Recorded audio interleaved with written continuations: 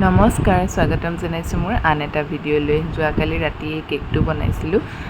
Carrom coat কৰি হোৱাৰ পিছতে মই এনেদৰে লেমন গ্ৰীণ কালাৰ ইউজ কৰি পেলাই কাভাৰ কৰিছোঁ। ৰাতিয়ে কেকটো বনাই নথ'লে গৰম দিনত ছেট হ'বলৈ বৰ দিগদাৰ হয়।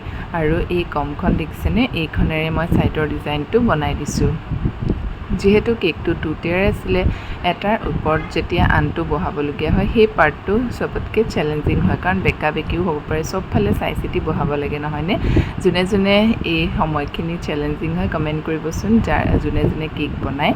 তাৰপিছতে মই ধুনীয়াকৈ পিংক কালাৰত ৰ'জকেইটা বনাই ল'লোঁ আৰু এনেদৰে বহাই দিলোঁ। বিশেষ একো ডিজাইন নাছিলে বাৰু।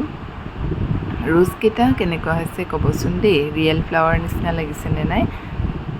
তাৰপিছতে এয়া বগা বগা ডটকেইটা যে দিছোঁ, এইখিনি বনাবলৈ কিন্তু বহুত ধৈৰ্যৰ প্ৰয়োজন দেই। যিসকলে কেক বনায় তেওঁলোকেহে গম পাব, বহুত কষ্ট লাগে। আৰু ভিডিঅ'ত বাৰু অকণমান স্পীড কৰি দিয়াৰ কাৰণে মানুহে ধৰিব নোৱাৰিব। এইটো আছিলে ফাইনেল লুক, আৰু কেনেকুৱা লাগিছে আপোনালোকে জনাবলৈ নাপাহৰিব। ৰ'জকেইটা চাওকচোন, মোৰ কিন্তু বিৰাটেই বেছি ভাল লাগিছে। লগ পাম নেক্সট ভিডিঅ'ত, বাই বাই।